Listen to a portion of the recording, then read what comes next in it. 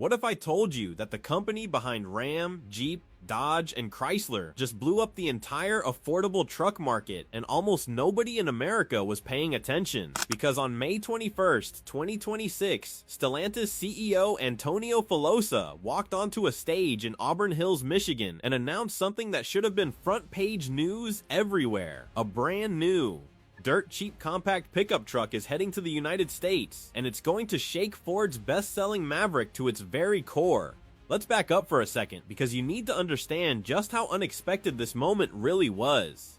Stellantis has been in serious trouble. The company lost its previous CEO, saw sales collapse across its American brands, watched Jeep slide from nearly 1 million units a year to a fraction of that, and had dealers screaming that their vehicles were too expensive for everyday buyers. Nobody, and I mean nobody, was expecting Stellantis to come out of this mess with a bold, aggressive, market-disrupting product announcement. But that is exactly what happened.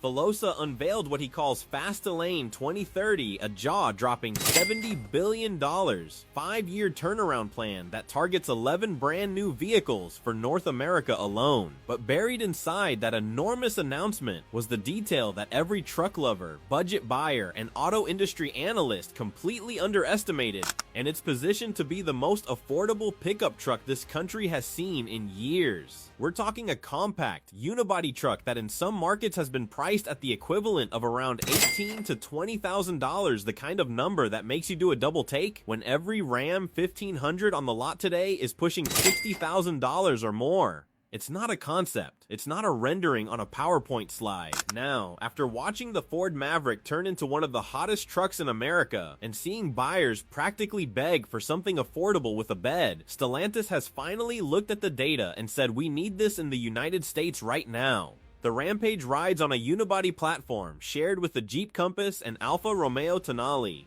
which means it's engineered to feel more like a crossover to drive, but still delivers real truck utility with a proper open bed. Under the hood, it's expected to come with turbocharged 4-cylinder PowerThink around 180 horsepower for the base variant, and potentially up to 270 horsepower in a sportier Hurricane-powered trim.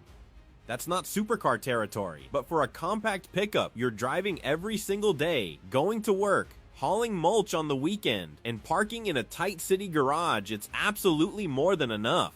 Now let's talk about why the timing of this announcement is so perfect, because the market context here is insane. Ford has been selling the Maverick with wait lists stretching months long. People are desperate for a small, affordable truck. Hyundai's Santa Cruz is selling well, but doesn't feel like a real truck to a lot of buyers. And the Chevy Colorado and Toyota Tacoma have crept up in price to the point where they're not exactly affordable options anymore. The compact pickup segment is wide open, and Filosa wasn't vague about the mission either. During the investor presentation, he said it plainly: we know that the industry will be flat. We understand that there are only 2 possible sources of growth. We execute better every day, and we introduce products in areas of the market where we don't have products. That is a CEO who has studied the battlefield and is going exactly where the enemy isn't. Stellantis currently has 0 presence in the compact or sub-compact truck segment in North America. 0. What makes this even more remarkable is the affordability commitment that came alongside the announcement.